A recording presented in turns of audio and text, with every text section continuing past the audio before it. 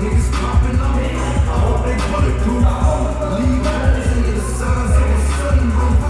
Mac 11 in the club, in the snub nose. Swear to God, I knock you niggas out your fucking clothes.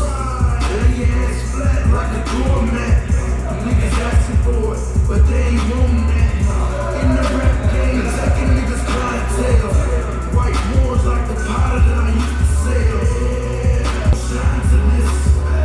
This is gangsta music. This is gangsta music. This is gangsta music. This is gangsta music.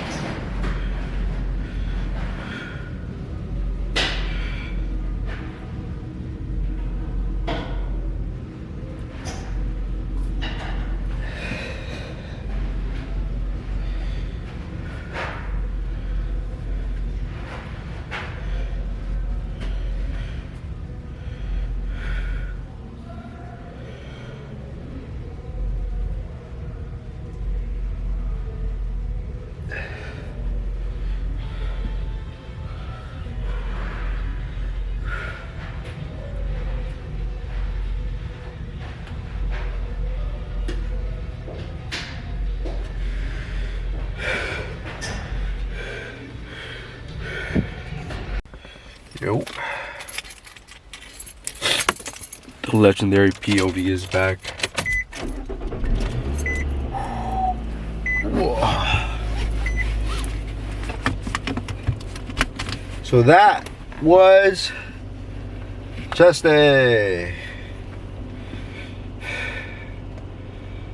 absolutely exhausting. Maybe the workout, maybe just fucking life, but goddamn am I tired. Whew. Jesus. So, a bit of a disruption in the production, if I do say so myself. We missed a day. Some of you guys may be wondering what happened. I mean, it wouldn't be a surprise actually with my fucking schedule. So, but we unfortunately got into a bit of an accident. Thankfully, the car is good, right? I feel like last time I went to the gym, I was talking about how I have a new car every time I go to a new gym, and something happens to it. So glad that it was a minimal damage, and we're getting everything taken care of. It was just a bumper. Fucking sucks, but that's what happened. It is what it is. Super bummed. I'll be honest with you, like, I'm just more like disappointed in myself because of how it occurred. Like, I'm just a little ashamed of myself, but the best way to get over that is to be better than that self. So that's what I'm gonna try to do. Sorry, that's what I will do. That is what is fucking happening right now, because there is no I think, there is no maybes, there are no in-betweens. It is either you will do it or you will do it. So, but that was a chest day. I think I didn't record one exercise, which was upstairs. It was the chest fly movement on the machine. Really nice. I love it. It's really difficult. Like, all the weight is at the start of the movement, and as you go to squeeze your chest, it gets really easy. So it's really nice to just have that tempo-ish set, right? And I love that. I love when machines have a strength curve like that. I believe it was a Preaker. Love those machines. The Stat Track or Star Track chest press. The what is it called? I think it's like either like a pendulum or like it's not pendulum. It's like I forget what it's called, but that machine's really good. This one, however, was feeling a bit weird, wonky. So we'll see. I did go pretty light because I just know that those are humblers. Like those machines will humble you. But besides that, I'm super glad that we increased our weight on the decline chest press. I got it to about 11 for 3, so I'm extremely happy about that.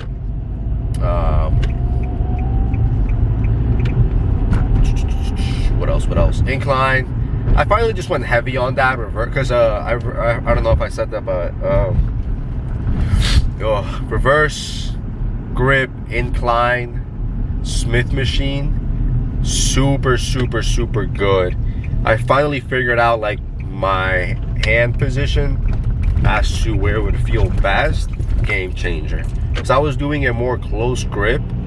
I was feeling my chest, but I just wasn't feeling that upper chest isolation, stretch, squeeze that everybody was ranting about online. When I went a bit wider, might have been like a door, but when a bit wider, I felt the fuck out of my upper chest. I was like, wow, this is awesome. But we are incorporating 2 incline movements.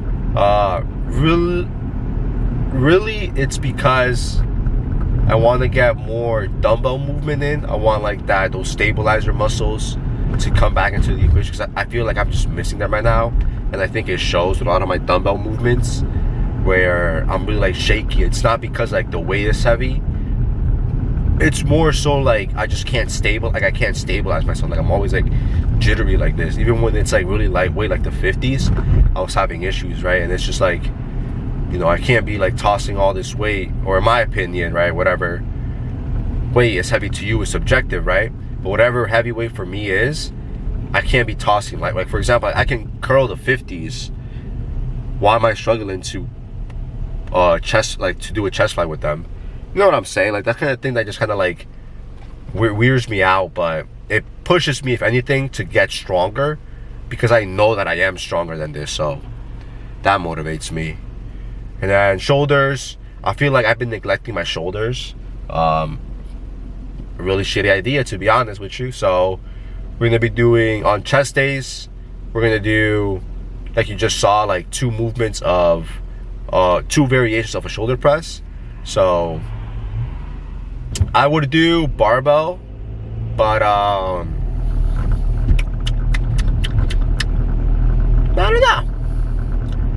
don't know yet. I think like I want like a more of a squeeze, like a stretch squeeze movement, and I think with dumbbells I'm able to get that squeeze.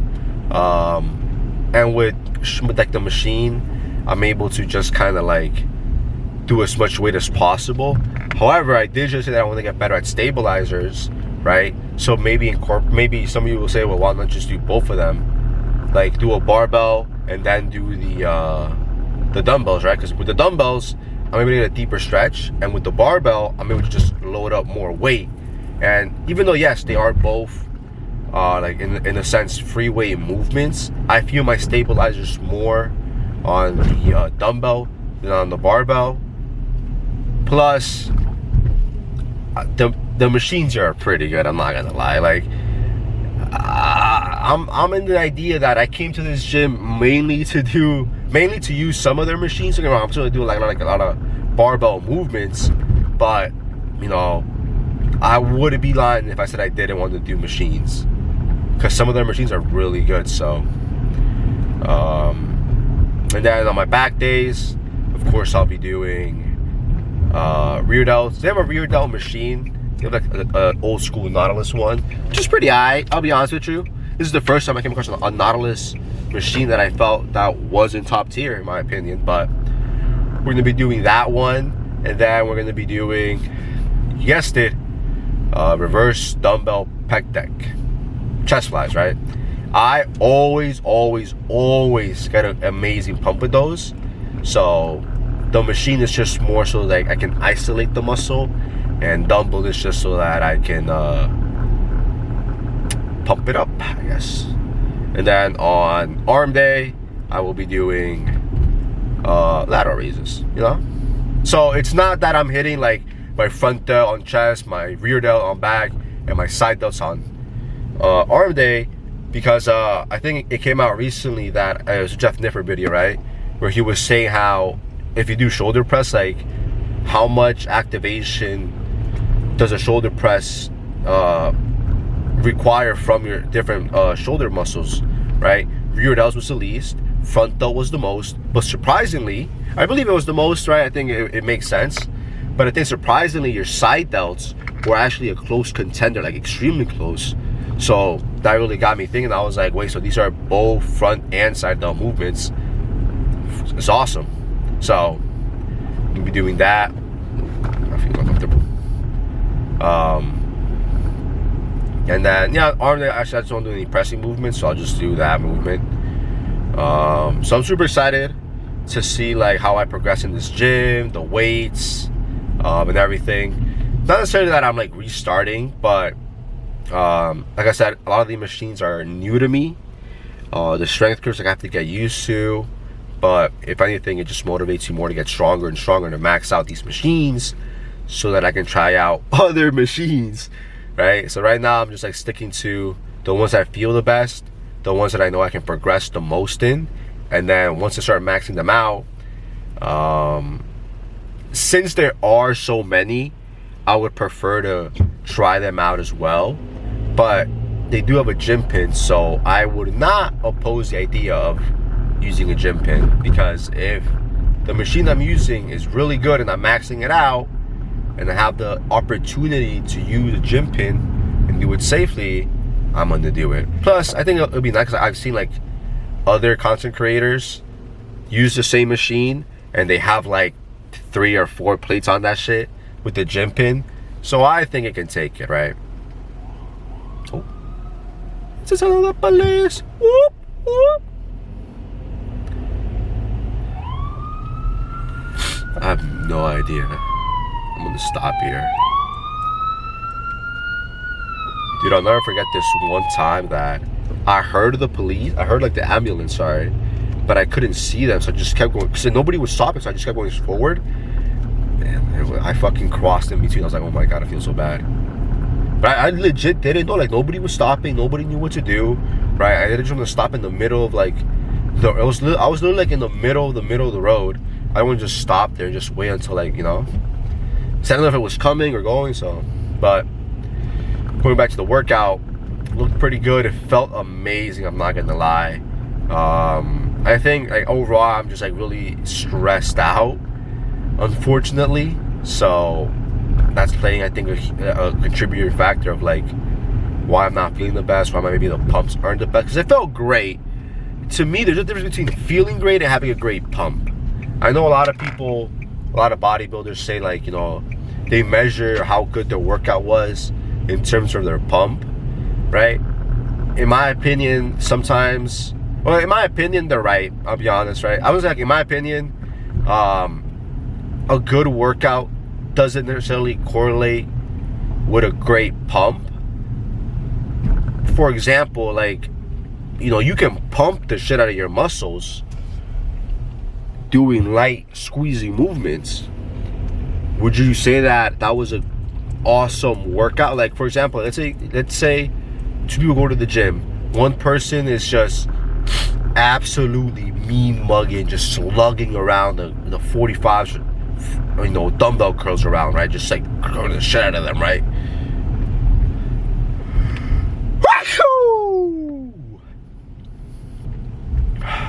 Thank you. Hold up.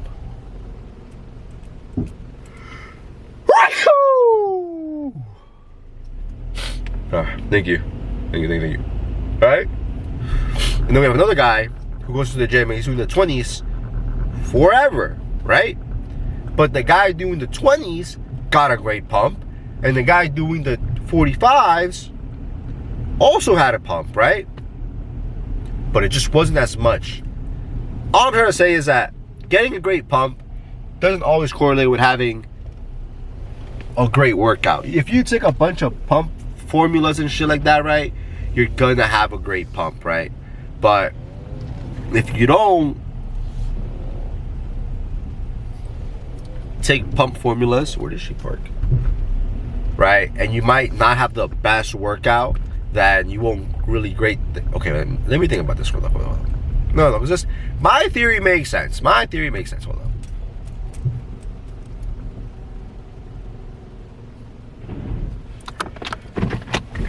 Okay, let's say two people go to the gym, right? One person is slugging around the 45s, and the other person is throwing around the 20s, right? The guy with the 20s, he's getting a great pump, but the guy with the 45s isn't getting the best pump.